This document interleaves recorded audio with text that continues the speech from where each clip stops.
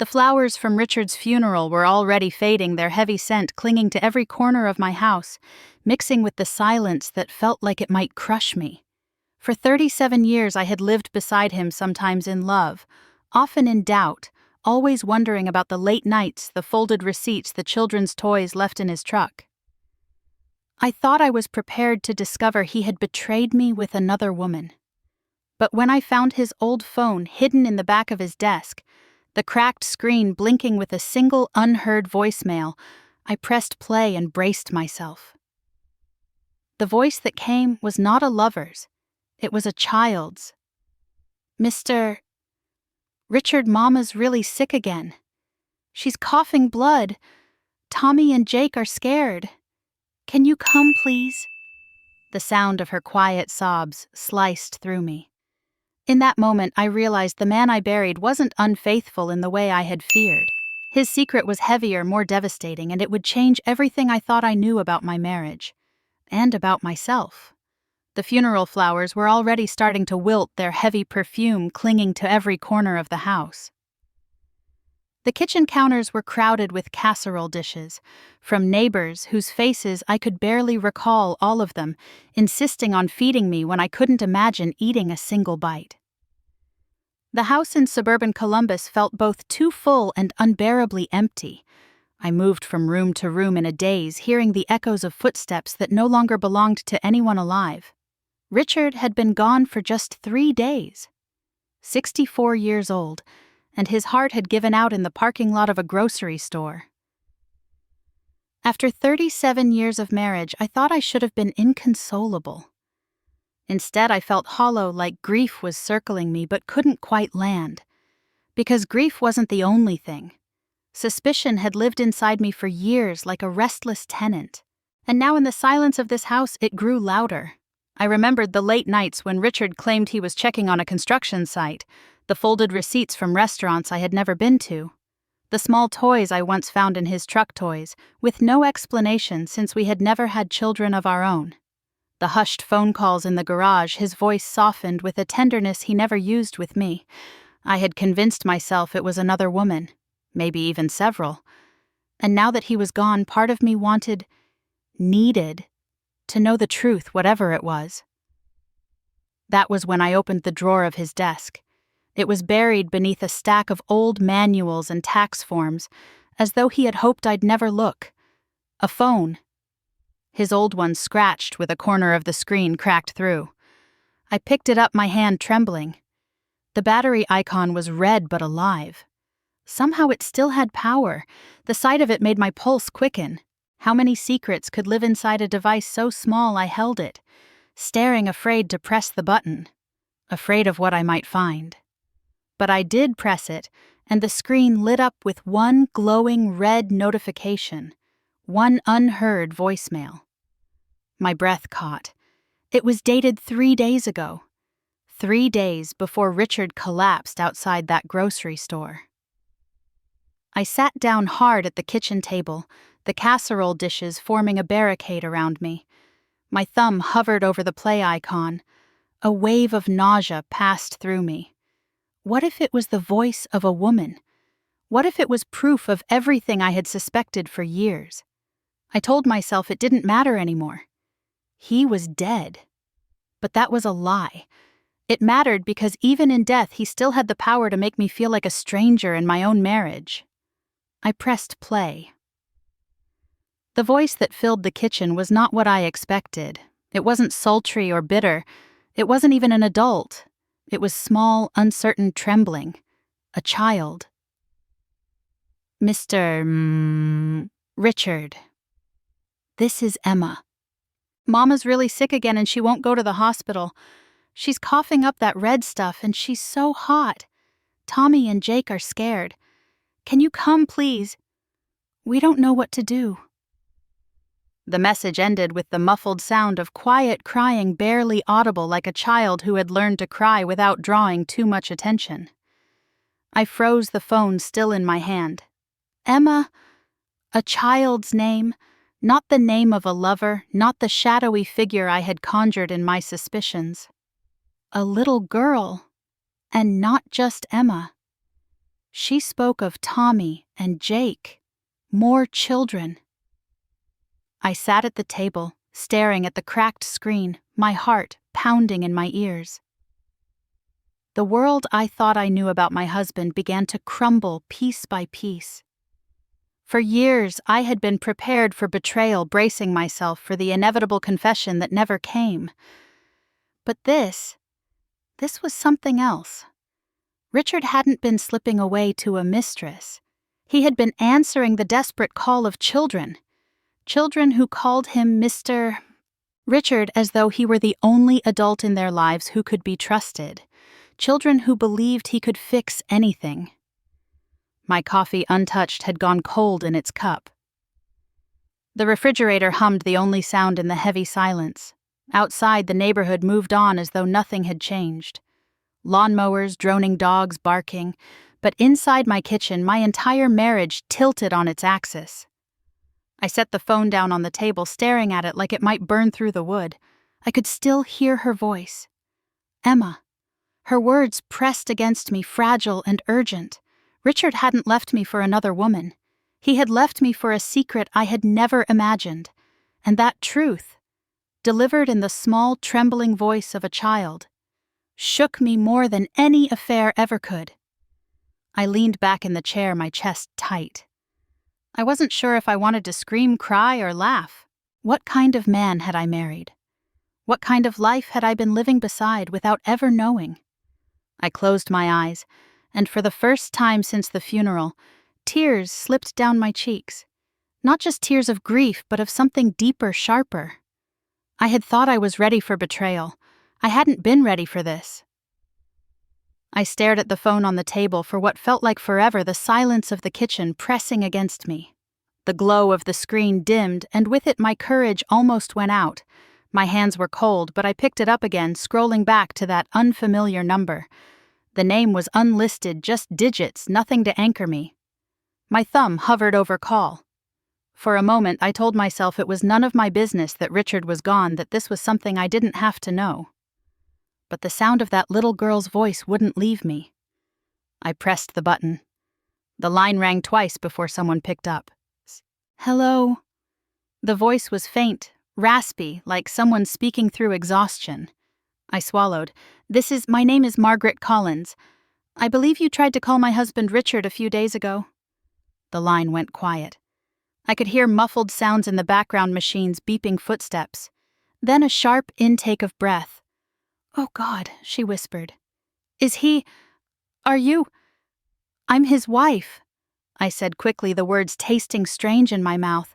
Richard passed away 3 days ago. There was silence, and then I heard a soft sob. She tried to stifle it, but the sound carried down the line. No, not Richard. Who is this? I asked, my grip tightening on the phone. My name is Clara Davidson, she said finally. I'm at Mercy Hospital in Columbus. I'm sorry. I didn't mean for you to... Her voice trailed off, then cracked. My children needed him. Your children. The words felt jagged coming out. Yes, she said. 3 of them? Emma left the message. She's 9. Then there's Tommy, he's 7, and Jake 5. They're scared. I'm sick. I've been sick for weeks. She coughed, the sound raw and painful. Richard was helping us. He always came through. Paid the electric bill when they threatened to shut it off, bought food when there was nothing in the cupboards, medicine when I couldn't afford it. He fixed the heater himself. Her voice broke again. I don't know what we'll do without him. I pressed my free hand against my chest, struggling to breathe evenly. All the small denials Richard had fed me. The old truck he refused to trade and the broken dishwasher he wouldn't replace, the vacations we never took, suddenly snapped into focus. He hadn't been stingy. He'd been siphoning away what little we had for someone else. Clara must have heard my silence because she rushed to fill it. He never meant to hurt you. He talked about you all the time, said you were the strongest woman he'd ever met. He said he wished he could tell you everything, but he didn't want to burden you. The words sank into me like stones. Strongest woman he ever met. If that was true, why had he kept me in the dark? Why had I spent nights lying awake thinking he was with another woman when he was really with 3 frightened children and their mother? "You said you're at Mercy," I asked, my voice quieter now. "Yes," she answered. "Room 314. "But please, you don't have to come. He wouldn't have wanted you to feel. He told me never to trouble you. Something inside me twisted. Richard protecting me from trouble, from truth, from the mess of his secret life. I could hear Emma's tiny voice in my head, desperate and trembling. I couldn't shake it. "Your daughter asked for help," I said softly. "She believed he would come." "She still does," Clara whispered. "I told her he must be busy." I didn't know. I didn't know he was gone. I closed my eyes. The thought of that child waiting by the phone for a man who would never answer again was more than I could bear. My grief, my suspicion, my anger, they all collided. But out of the wreckage came something else. A decision. "Clara," I said firmly, "I'm coming." "No, please, I'm coming." I repeated, my voice steadier this time. On the other end, I heard another cough, then a soft, broken reply. "Thank you." I ended the call and set the phone down slowly. My reflection stared back at me from the darkened screen, older than I remembered. Eyes hollow but hard. I pushed aside the cold casserole dishes still cluttering the counter and reached for my keys. For 37 years, I had lived in Richard's shadow, never daring to confront what I feared. Now I was walking straight into it. The truth was waiting at Mercy Hospital, and I needed to see it for myself. The fluorescent lights buzzed faintly above me as I walked down the long hallway of Mercy Hospital. The scent of antiseptic clung to everything sharp and familiar, bringing back memories of nights I had spent with my mother years ago when she was sick. My shoes clicked against the polished linoleum, echoing among the muted voices of nurses and the occasional squeak of a cart being pushed past. Each step I took seemed heavier than the last, my throat dry, my chest tight. Room 314 was at the end of the corridor. I slowed as I approached, my hand brushing the cold metal of the doorframe before I pushed it open. Inside, the light was dimmer, the blinds drawn halfway against the gray Ohio afternoon. Machines hummed and beeped softly. Clara Davidson lay in the bed, her frame so slight she seemed to disappear into the sheets. An oxygen mask covered most of her pale face, her dark hair plastered damply to her forehead.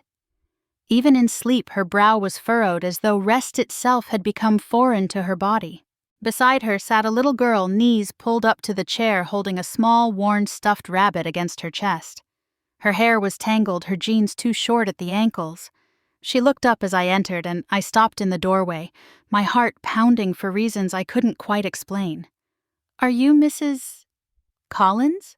she asked, her voice soft but steady. I nodded, stepping closer. "Yes." "You must be Emma." She studied me carefully, her brown eyes older than her 9 years. "Mr. Richard said you make the best chocolate chip cookies in the world." The words hit me harder than I expected. I had stopped baking years ago, tired of the mess and the way Richard would sneak them all before I could have one myself. I hadn't thought of cookies in ages, hadn't thought they mattered. And now here was this child holding on to a memory Richard had carried from our home to hers. I swallowed against the lump in my throat. He liked to exaggerate, I managed. "But yes, I used to make them."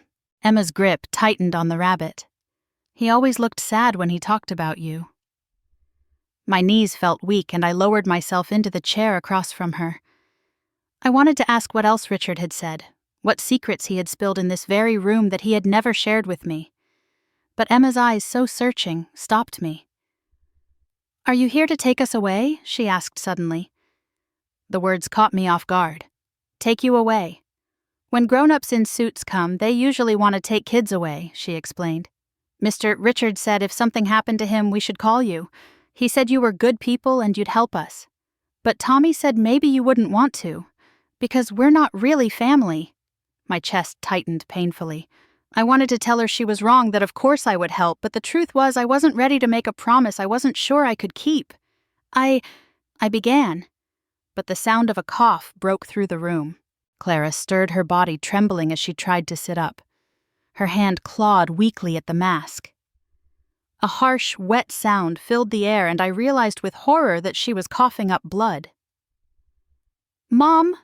Emma cried, leaping to her feet. I rushed forward instinctively, but before I could reach the bed, the door burst open. Dr. Anna Martinez and 2 nurses swept in their movements, efficient practiced. One nurse guided Emma back, while the other adjusted the monitors that had begun beeping frantically. "Ma'am, I need you to step outside, Doctor," Martinez said firmly, already fitting a new line into Clara's arm. "But, please now?" I felt Emma's small hand clutch mine tightly, her nails digging into my skin. Together we were ushered into the hallway, the door clicking shut behind us. Emma pressed her face into the rabbit, her shoulders shaking but no sound coming out. She had learned, I realized with a sick twist, how to cry without making noise. I crouched down, trying to meet her eyes, but she stared straight ahead at the closed door. Inside, I could still hear the muffled sounds of doctors working machines, alarming urgent voices giving instructions. My own heart hammered wildly, as if it too had forgotten its rhythm. I had walked into this hospital thinking I might find proof of betrayal, thinking perhaps I would meet some woman who had taken my husband's love. Instead, I found a child terrified and alone, clutching a stuffed rabbit like it was the only safe thing in her world. I found a woman so sick she could barely lift her head, relying on Richard to keep her family alive. I pressed my back against the cool wall of the hallway, closing my eyes for a moment. This wasn't a mistress. This wasn't infidelity. This was something infinitely more complicated and infinitely heavier. Emma shifted closer to me, her small hand still locked around mine. I squeezed back gently, though my thoughts were a storm. Through the thin hospital walls, the sounds of chaos continued, and I knew with a clarity that scared me that I was standing at the edge of a truth I could never walk away from. The cafeteria was crowded, the air filled with the smell of burnt coffee and fried food, but it felt cold all the same. I spotted them immediately.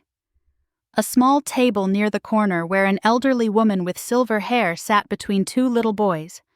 One of them was bent over a coloring book, tongue pressed out in concentration as he scribbled with a broken crayon. The other sat upright, scanning the room with eyes too serious for his age, his hand resting protectively on his younger brother's shoulder. The woman looked up as I approached. "You must be Mrs. Collins," she said gently. "I'm Lillian Parker. I've been keeping an eye on them." I nodded, my throat tight. "Thank you," I managed. She smiled sadly, then patted the older boy's arm. "Tommy, Jake, this is Mrs. Kipsis Collins." The younger one, Jake, 5 all-round cheeks and wide eyes, glanced up, then quickly back at his coloring. But the older boy, Tommy, fixed me with a steady gaze that startled me. At 7 years old, he carried himself like someone twice his age. "Where's Mr. Richard?" he asked, voice level but expectant. The question struck me like a blow. I opened my mouth, but nothing came out at first. Emma had followed me down, still clutching her rabbit. She slid into the chair beside her brothers, lowering her head, waiting. I crouched down so I was level with them.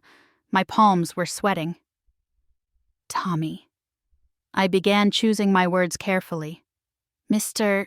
Richard? He's not coming." Tommy frowned. "Why not? Mama said he'd come if we needed him." I felt Emma's shoulders shaking beside me, silent tears rolling down her cheeks. I forced myself to look into Tommy's eyes. Because he passed away. 3 days ago. For a moment, the noise of the cafeteria seemed to fade. Jake's crayon slipped from his hand, rolling off the table. He looked at me blankly, like he hadn't heard right. Then his mouth trembled. Tommy's jaw clenched, his eyes narrowing. His small hand tightened on Jake's shoulder. "You mean he died?" he asked flatly. I nodded, unable to speak. Jake let out a soft whimper and buried his face against Tommy's side. Tommy pulled him close, his little arm, trying to shield his brother from the truth I had just laid bare. Emma pressed the rabbit to her face, tears dripping down onto its worn ears. I stayed crouched, my knees aching, staring at the three of them. In the vast, sterile cafeteria, they looked impossibly small, fragile, in a world that had given them nothing but loss. Their father gone, their mother sick and fighting for her life, and now the man they trusted, my husband, was gone too. I wanted to look away, but I couldn't. The weight of their grief, their bewilderment pressed down on me like a tidal wave. "I'm so sorry," I whispered, though the words felt useless. Jake peeked up at me, eyes wet. "Who's going to help us now?" His voice broke something open inside me. I glanced at Emma, who sat frozen, her little hands trembling as she clutched her rabbit. And then at Tommy, who stared at me as though measuring whether I was someone who could be trusted or just another adult about to walk away. My heart hammered, my thoughts spinning. This wasn't supposed to be my problem. I was a widow reeling from my own loss. I hadn't even begun to process the secrets my husband had kept from me. But here were 3 children sitting in front of me, holding out their need like an open wound. I looked at their thin arms, the way their clothes hung loose, the hollowness in their faces. I thought about the empty rooms in my house, the silence that had filled it for years. And before I could stop myself, the words spilled out. "Tonight," I said firmly, "you're coming home with me." Emma's head jerked up, eyes wide. Jake blinked, confused. Tommy didn't say anything, but his grip on his brother loosened slightly, as though a sliver of tension had left his body. Mrs. Parker looked startled. "Are you sure, Mrs. Collins? That's a lot to—" I'm sure I cut in, surprising myself with the steadiness in my voice. The children stared at me, and in their faces I saw a flicker of something I hadn't expected. Hope. Small, fragile, but real. I straightened slowly, my knees stiff, but my resolve firm. I didn't know how I would manage it or what tomorrow would bring, but I knew one thing with absolute certainty. These children weren't going back to an empty basement or a stranger's care. They were coming with me. The drive back to my neighborhood was quiet except for the soft hum of the tires on the highway.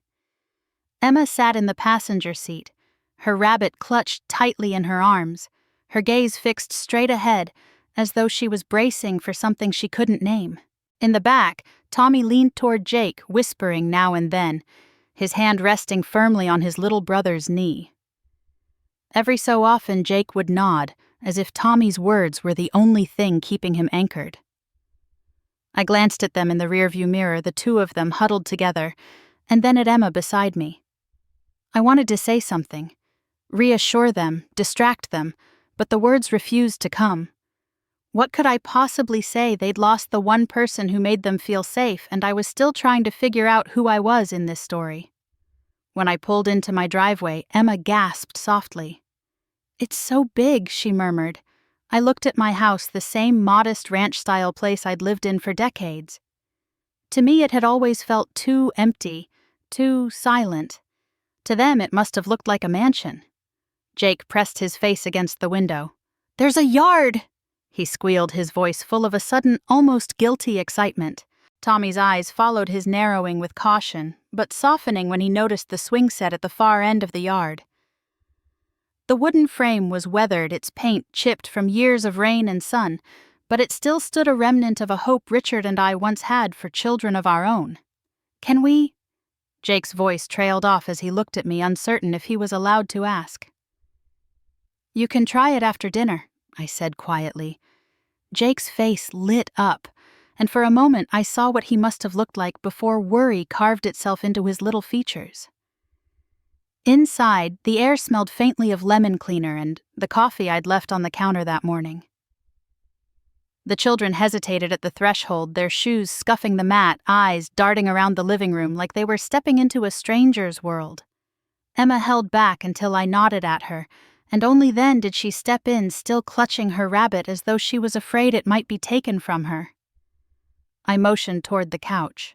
"You can sit wherever you like." They perched carefully on the edge, stiff and silent like they were afraid to leave a mark. I couldn't stand it. "You're not guests," I said gently.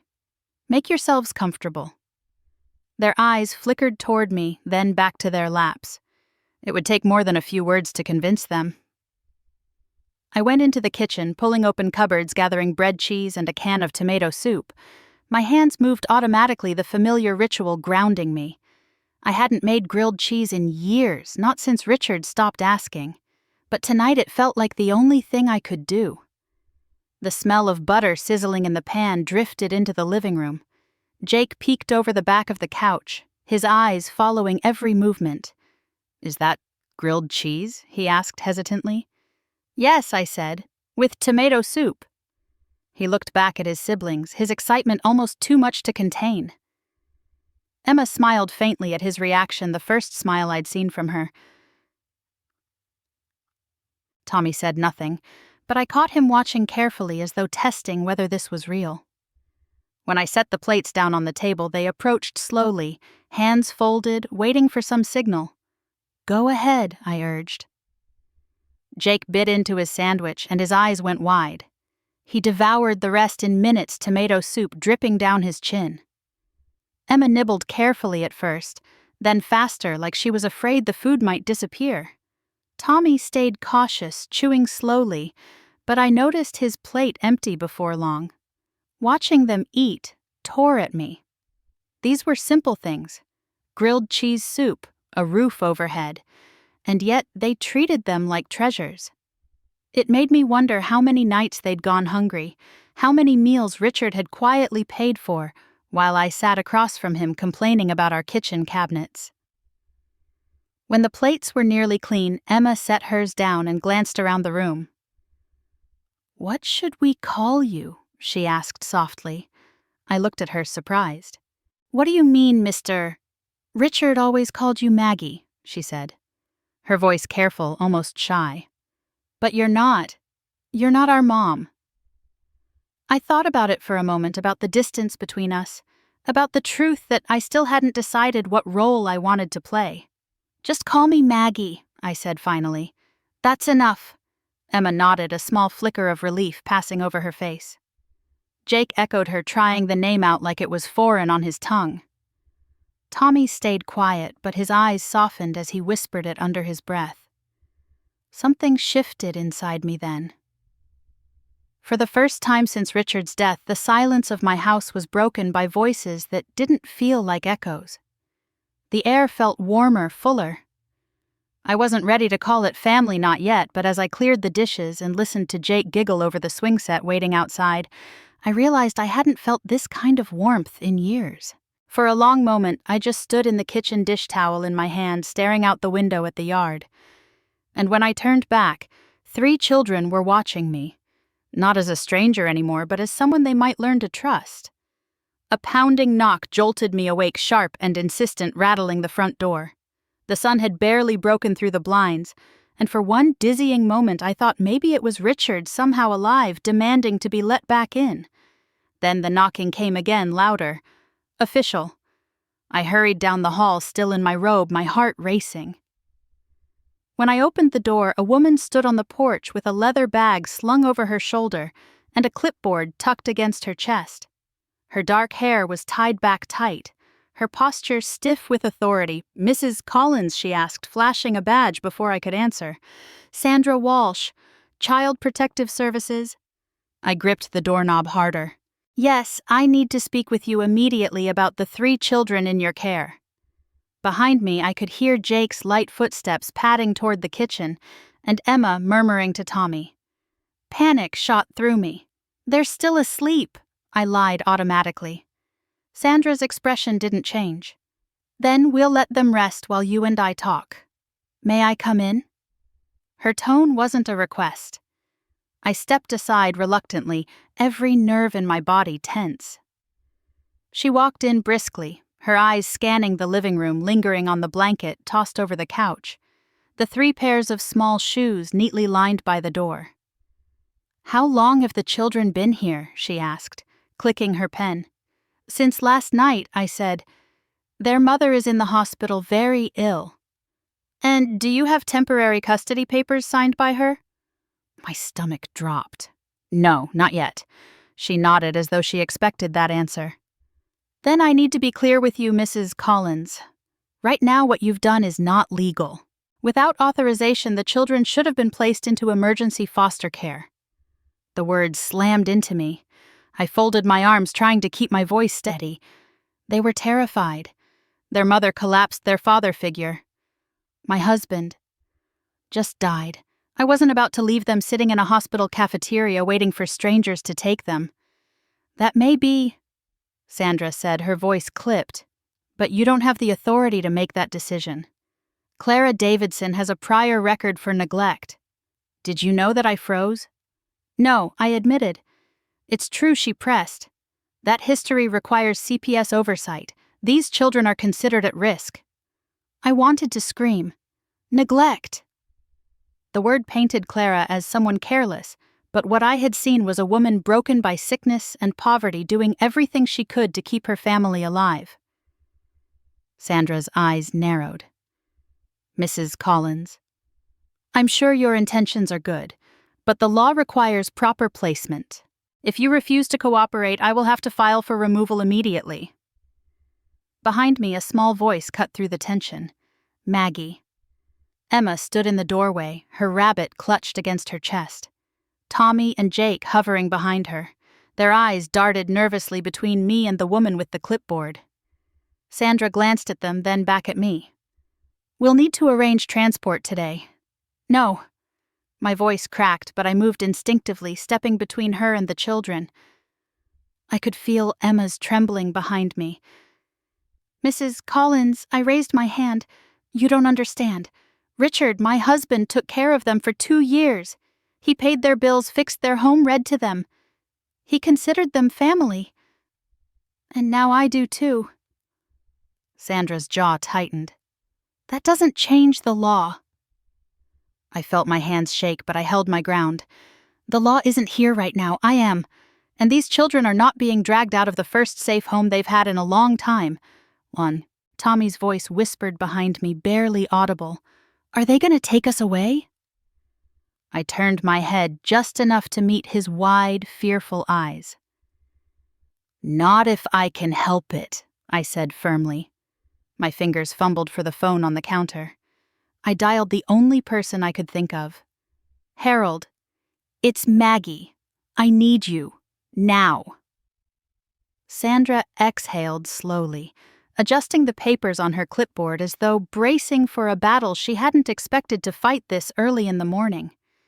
And I stood there blocking the doorway to the kitchen, my heart pounding, my body trembling, but unwilling to move aside. Harold moved quickly once I called him. By that afternoon, he had arranged a meeting in a small consultation room at Mercy Hospital.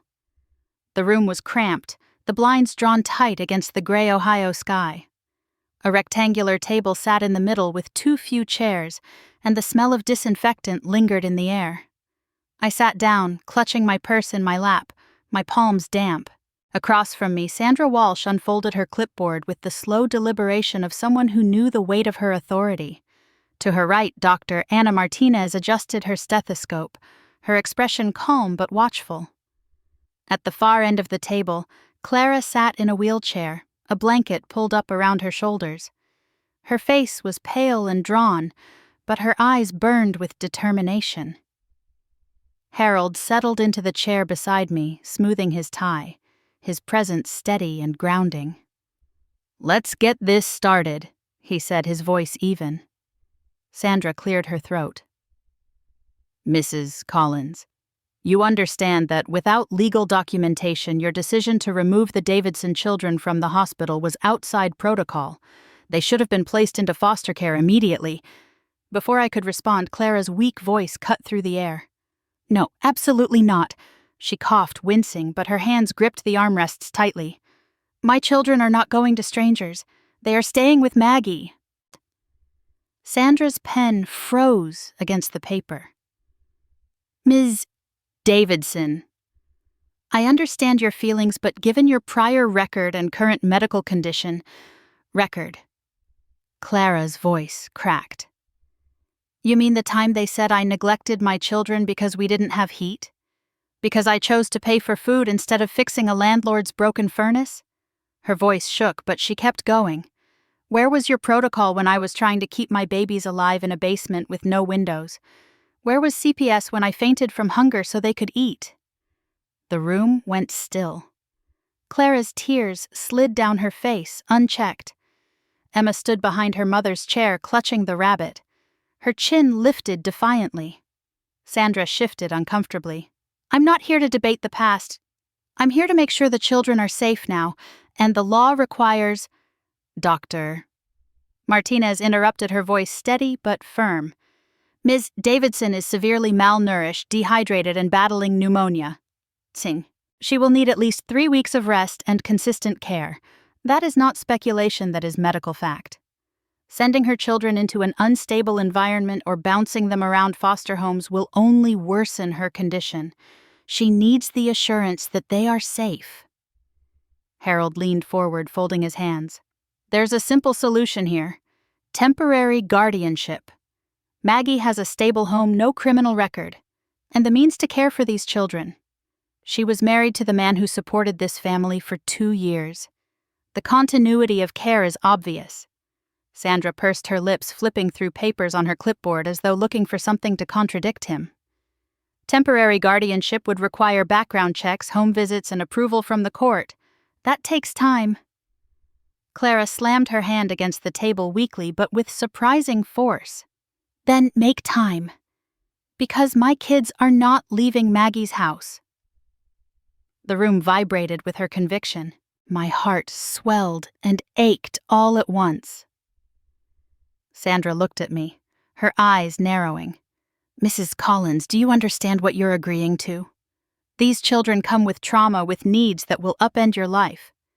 This isn't a short-term babysitting job. It's a commitment. I swallowed hard. My hands were trembling, but my voice came out steady. I know, and I'm not backing down. Richard promised them safety, and I'll see it through. For a long moment, the only sound was the hum of the fluorescent light above us. Finally, Sandra exhaled, her shoulders dropping slightly. She scribbled on her form, tore a page from her pad, and slid it across the table toward Harold. Temporary guardianship, she said reluctantly, effective immediately with conditions. Weekly home visits, mandatory counseling for the children, full cooperation with CPS. Any sign of non-compliance and they go into foster care? Harold picked up the paper, scanning it quickly before nodding. That's acceptable. Clara let out a sob of relief, covering her face with her hands. Emma leaned down to hug her mother, her rabbit squashed between them. Tommy, who had been silent in the corner, finally stepped forward, his small voice steady. So we can stay with Maggie. I turned to him, my throat tight, and forced myself to smile. Yes, sweetheart. You're staying with me. Jake let out a little cheer, the sound breaking the tension in the room. For the first time, I saw his face light up the way a 5-year-old's should. Sandra gathered her papers, clearly dissatisfied but bound by her own signature. She rose to her feet. We'll be in touch. When the door closed behind her, the room felt lighter. Clara reached out a trembling hand toward me. I clasped it, her grip surprisingly strong. Thank you, she whispered, for fighting for them. I nodded, though the truth was my chest still felt heavy. I had won a battle, yes, but the war ahead loomed larger than ever. As I pushed Clara's wheelchair back toward her room, the children trailing behind us, I could feel the weight of what I had just taken on. It was terrifying, overwhelming, but it was also, in some strange way, the first time in years I felt I was exactly where I was supposed to be. The letter arrived in a plain white envelope, the company's name stamped in the corner. At first, I thought it might be a condolence card, some leftover kindness from the construction firm Richard had poured his life into. But when I slid my finger under the flap and unfolded the crisp paper inside, my stomach turned. It wasn't condolences. It was a demand. The words blurred as I read them twice, 3 times. Request for clarification of withdrawals. Discrepancies in company accounts, possible misuse of funds. I sank into the kitchen chair, the letter trembling in my hands. The children's voices drifted faintly from the living room where they were stacking blocks, their laughter colliding with the dread crawling up my spine. The phone rang, not an hour later. It was David Kramer, one of Richard's old colleagues, his voice stiff and formal. "Maggie, I wanted to let you know this isn't personal, but there are serious questions about Richard's handling of the company's accounts. The board may open a formal inquiry. I thought you should be prepared." "Misuse." I repeated, my throat tight. "You think he stole?" David hesitated. "There were large withdrawals, Maggie, thousands over the past 2 years. We can't just ignore it." When the call ended, I sat frozen, the letter lying across my lap. Stole. The word seared into me. My husband, the man I thought I knew now, whispered about as a criminal in the company he helped build. Panic surged. I pushed back from the table, my chair scraping loud against the tile. I needed answers. I tore open the drawers of Richard's old desk papers, spilling everywhere. Contracts, bills, tax returns. My hands fumbled through folders until I found a worn envelope, stuffed with receipts. I spread them out across the desk. Grocery store slips from Kroger and Aldi, pharmacy labels with Clara Davidson's name, receipts for children's clothing backpacks, boxes of cereal heating repair parts. Over and over, ordinary items repeated, adding up to the thousands that now had Richard's name tangled in suspicion. I pressed a hand to my forehead, breathing unevenly. He hadn't been gambling, hadn't been funneling money to some mistress's vacation fund. He had been buying cough medicine, winter coats, bread light bulbs, all the things 3 children needed to survive. The realization hit me hard, but it didn't erase the sting. He had chosen them over us, over me. He had kept an entire life hidden, night after night, carrying groceries into a basement apartment I never knew existed, while I sat alone wondering why he never wanted to fix the dishwasher. I remembered the fights. How many times had I begged him to replace that old Ford truck that rattled down the street like it was held together with tape? How many times had I pointed at our broken kitchen cabinets, asked when we could finally take a vacation like everyone else our age? He'd always answer with a quiet, "Not now, Maggie. Maybe next year." And I, bitter and tired, had assumed he was being cheap, controlling, maybe even cruel. Now I saw it differently. Every not now had been a child's full plate of food, a doctor's bill paid, a warm coat delivered in winter. I pushed back from the desk, staring at the scattered receipts. My hands shook. Relief tangled with anger, grief with betrayal. Richard hadn't been unfaithful in the way I feared. He hadn't spent his nights in another woman's arms. But he had betrayed me all the same, carving a secret life that excluded me completely. From the other room, Jake called out, "Maggie, look. We built a tower." His small voice broke through my thoughts. I walked into the living room and saw the 3 of them crouched around a pile of blocks, their faces lit with joy. The tower leaned precariously, and Tommy's careful hand steadied it while Emma clapped softly, proud of her brothers. I forced a smile, though my heart ached. I sat on the edge of the couch watching them. The evidence of Richard's choices was right there, giggling on my rug, oblivious to the storm raging outside the walls of this house. I thought of the letter waiting on the kitchen table, the whispered accusations, the shadow of an investigation that could stain his name forever. I thought of the receipts strewn across his desk, silent testimony to a man who had chosen sacrifice in secret. My husband hadn't been the man I believed he was. And now, with every new truth uncovered, I was beginning to realize I hadn't known him at all. The children's laughter rose higher, but I could feel the pressure building, a weight I wasn't sure I could carry. I sat there, caught between the innocence of their joy and the bitterness of Richard's silence, and wondered how many more secrets I had yet to uncover. The house was finally quiet, the kind of silence that only comes after children have worn themselves out and drifted to sleep. I had just settled into bed when I noticed a sliver of light coming from under the kitchen door. For a moment, I thought I'd left something on, but then I heard the faint rustle of pages turning. I slipped my robe back on and padded down the hallway, careful not to wake Tommy and Jake. The kitchen light spilled into the hallway, and when I stepped inside, I found Emma sitting at the table, her elbows resting on a thick manual, her head bent close to the pages. The book was Richard's old tool guide, the one he used when he insisted on fixing everything himself instead of hiring someone. Her small fingers traced diagrams of bolts and hinges, her lips moving silently as though she was trying to memorize each line. Her rabbit sat on the chair beside her, long ears drooping, forgotten for the moment. "Emma," I whispered. She jumped, snapping the book shut so quickly that dust puffed up from its pages. I'm sorry," she stammered, eyes wide. "I know I'm not supposed to be up. I couldn't sleep." I pulled out the chair across from her and sat down. "It's okay. But what are you doing with that?" Her gaze dropped to her hands. "I was trying to learn how to fix things." "Fix things?" I asked softly. She nodded, her jaw tight. "Because if something breaks, we can't call anyone. Mr. Richard always fixed it for us. The heater, the leaky sink, the loose step. If I learn, then maybe we won't get kicked out. If I can fix things, then we'll get to stay." The words pierced me sharp and cold. She was only 9 years old, yet she spoke like someone who had already lived a lifetime of worry. I leaned closer. "Emma, look at me." Her eyes flicked up, cautious, searching. "You don't have to fix anything," I told her, my voice trembling. "That's not your job." She frowned, confusion crossing her face. "But if I don't—" "No." I reached across the table, covering her small hands with mine. "You're fired." Her brow knit together. "Fired! Yes," I said firmly.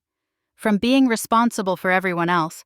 Your new job is to be 9 years old, to draw, to play, to read books that aren't about screwdrivers and wiring, to laugh, to be a child."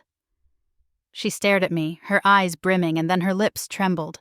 "But what if something breaks? What if nothing?" I interrupted gently. "If something breaks, I'll take care of it. That's what adults are for." "I promise you. Emma, you don't have to carry this anymore." Her shoulders shook. And then, as if a dam burst, tears spilled down her cheeks. She clutched my hand tightly, her sobs muffled but raw. I stood and pulled her into my arms, her thin frame trembling against me. "It's okay," I whispered, stroking her tangled hair. "You don't have to be strong all the time." She cried into my shoulder loud enough that I worried she'd wake her brothers, but they didn't stir. For the first time, Emma let herself unravel, no longer the caretaker, no longer the one who had to hold it all together. When the tears slowed, I eased her back into the chair.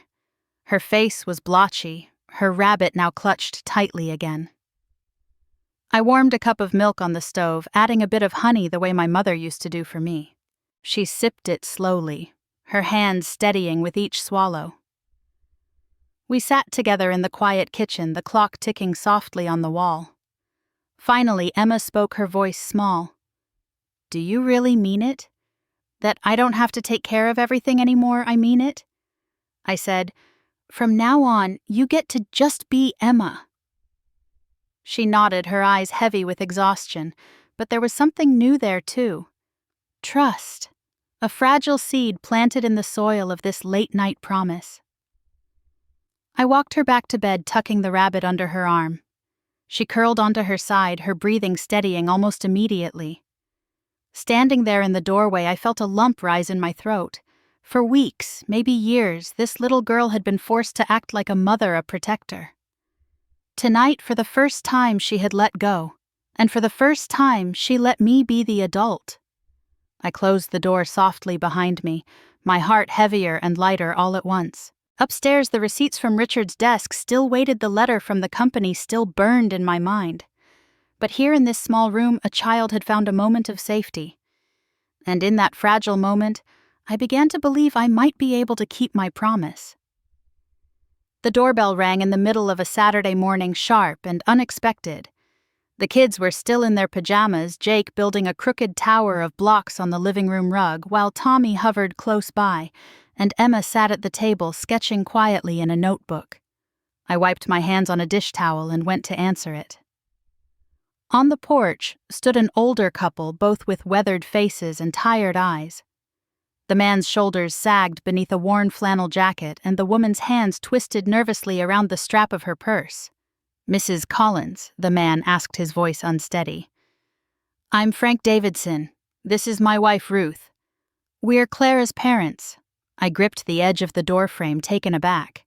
I had expected many things these past weeks, but not this. Before I could answer, Emma appeared behind me, her rabbit dangling from one arm. She froze, staring at them as if she'd seen ghosts. Frank's face crumpled. "Emma," he whispered, but Emma's eyes hardened. "You're my mom's parents." "Yes," Ruth said softly, her own eyes brimming. "We came as soon as we heard about Clara." Emma stepped forward, her small frame trembling with fury she barely understood. "You left her. You left my mom when she needed you. Why are you here now?" Her voice cracked, the words spilling out like stones she had carried for years. Tommy darted to her side, planting himself in front of her like a shield. "Don't touch her," he said sharply. His fists clenched, his chin lifted, ready to defend, though he was only 7. Jake peeked up from the living room, confusion clouding his small face. "Who are they?" he asked. I placed a hand gently on Tommy's shoulder. "It's okay. Let's all sit down." Inside, the tension was thick enough to choke on. The children clung together on the couch, their eyes wide and mistrustful, while Frank and Ruth perched on the edge of their seats like supplicants. Frank's hands shook as he spoke. "We were wrong. When Clara married Jake's father, we didn't approve. We thought he'd drag her down. We said things we can never take back. And when he died, she tried to reach out, but we were too proud, too stubborn. We turned her away." His voice broke. "We've regretted it every day since." Ruth dabbed at her eyes with a tissue. "We wanted to call to fix it, but we were ashamed. And then we heard she was sick, that the children were with you. We couldn't stay away any longer." Emma glared at them through tears. "You should have been there. You should have helped her. Instead, Mr. Richard had to do everything." The name landed in the room like a blessing and a wound. Frank's head bowed, his shoulders heaving. "I know," he whispered. "We failed her. We failed all of you. But please, let us try now. Let us be here." Tommy's jaw tightened. "How do we know you won't leave again?"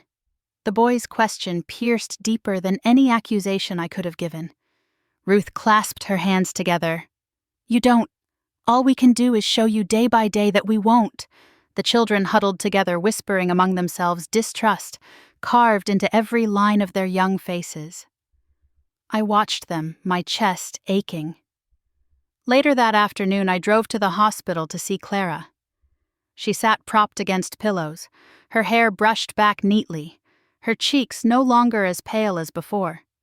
When I told her who had come to the house, her expression darkened. "My parents," she said flatly. "Yes," I replied. "They're here. They said they want to help." Clara laughed bitterly, then winced from the effort. "Help? Where were they when I was skipping meals so the kids could eat? When I begged them for a place to stay? They closed their door in my face." "They're sorry," I said gently. "They cried in front of the children. They begged for another chance." Clara turned her face toward the window, her voice low. "Do you know what it's like to want your parents so badly, even as a grown woman, and to be turned away? To raise 3 kids alone, knowing they're still alive out there but not willing to lift a finger?" I had no answer. I reached for her hand, but she pulled it back, clutching the blanket tighter. "I don't know if I can trust them," she whispered. "I want to forgive them. God, I want to. But I can't let them hurt my children the way they hurt me."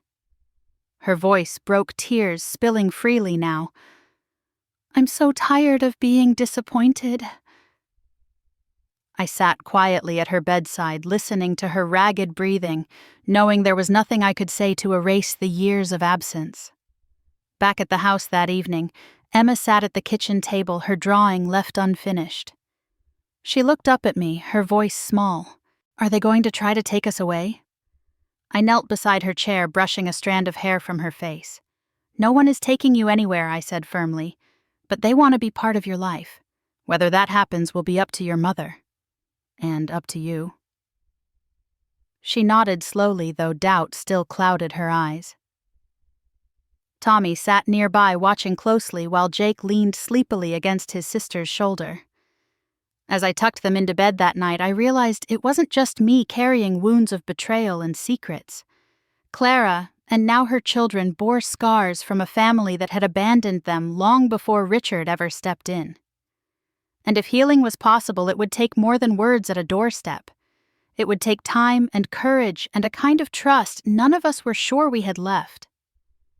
The headline hit the local news: "First City investigates landlord for renting unsafe basement units." I nearly dropped the coffee cup when I saw the name. Alan Brooks, Clara's landlord. The same man who had collected cash while her children slept on mattresses in a damp cellar with pipes dripping overhead.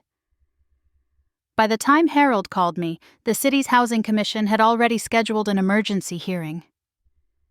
"Bring every receipt Richard saved," Harold said firmly.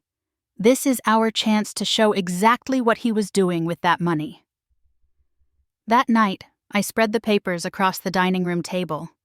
The children had gone to bed, though Emma lingered in the hallway watching me sort through faded slips of paper, grocery store totals, pharmacy bags, but also pages labeled Maple Avenue. Heater parts and basement repairs. Richard's handwriting scrawled on the edges. "For Clara, kids need coats. Emergency." Emma patted in quietly, the rabbit tucked under her arm. "Those are Mr. Richard's—" "Yes," I said softly. "Proof of what he did for you." She touched one of the receipts carefully as though it might shatter. "So, they never believed him, did they?" I didn't answer because the truth was, even I hadn't. The hearing took place in a municipal building downtown, the kind with faded blue carpet and rows of metal chairs. Reporters clustered in the back, their cameras flashing as the panel of commissioners settled at the front. Alan Brooks sat with his lawyer, his arms crossed, his expression arrogant. He looked like a man certain nothing could touch him. For years, families like Clara's had been too scared, too poor to speak against him. Harold presented our evidence with calm precision. He laid out each receipt, each note Richard had left, building a picture of a man quietly subsidizing what the landlord should have been responsible for all along. He showed photographs Clara had once taken, peeling paint mold crawling up the wall's exposed wires. I stood when Harold motioned to me.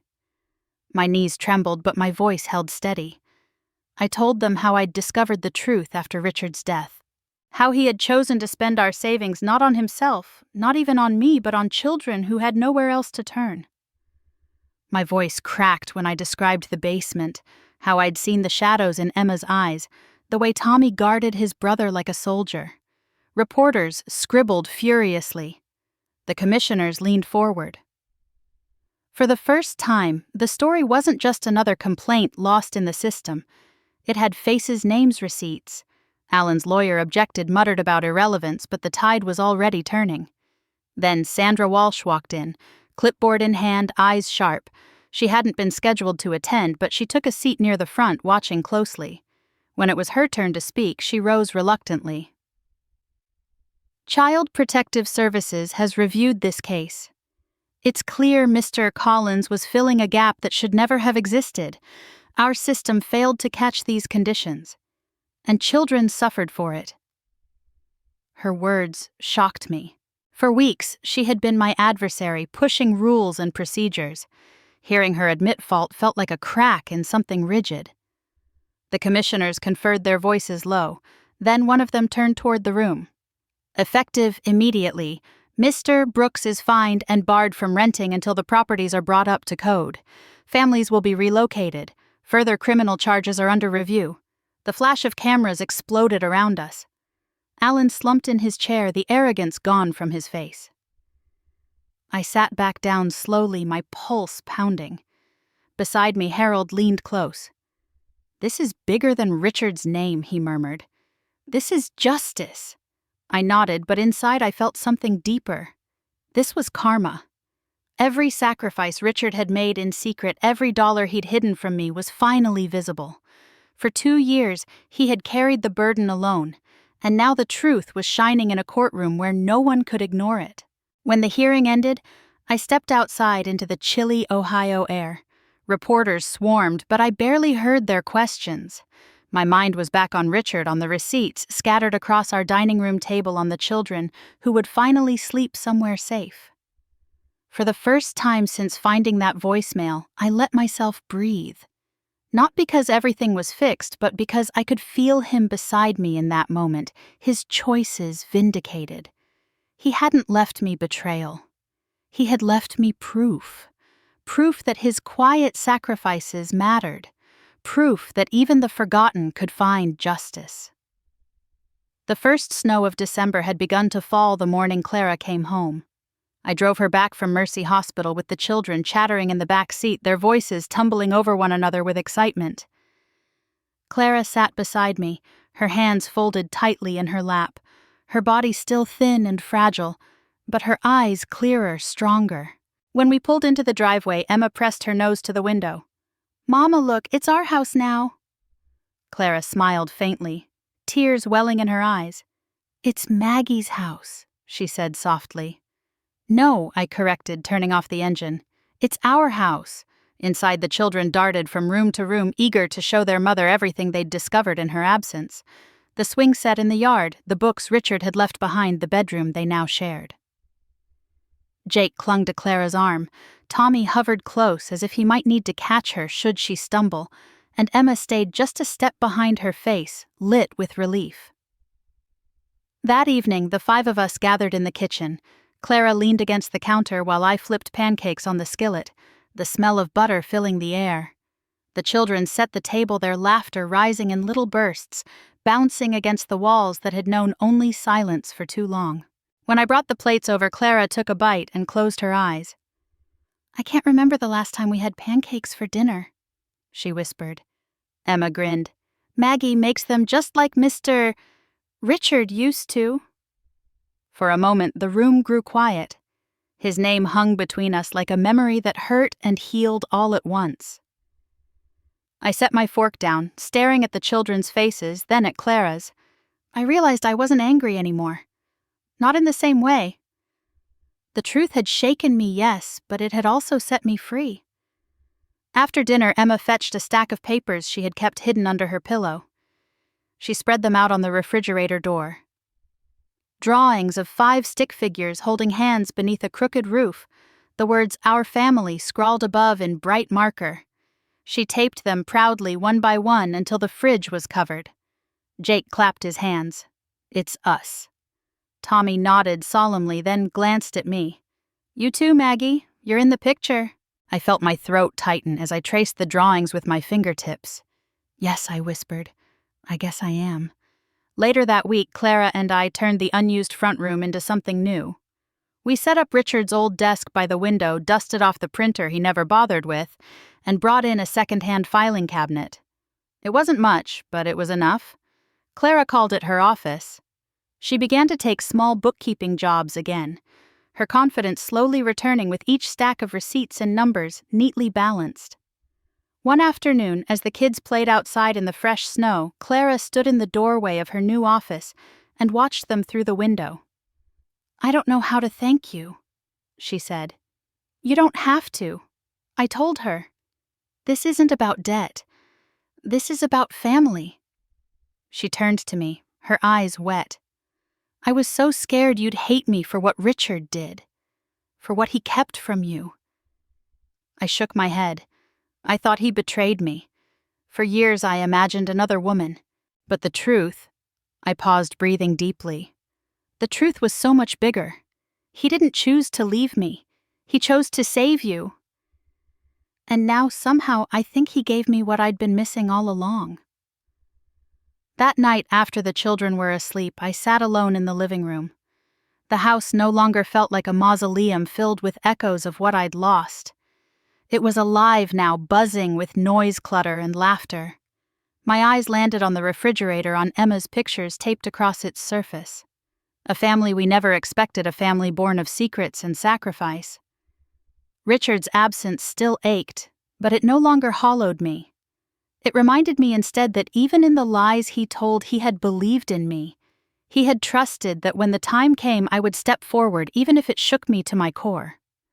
I closed my eyes and listened to the muffled sound of Jake's giggle upstairs, the creak of Emma shifting in her bed, the faint scrape of Clara's chair as she worked late in her office. I felt it then. A sense of peace I hadn't known in years. I wasn't just surviving anymore. I was living, and not alone. If you've ever discovered a truth that shattered you but somehow gave you something greater in return, share your story. I'd love to know I'm not the only one who learned that sometimes the most unexpected family is the one you were meant to have all along.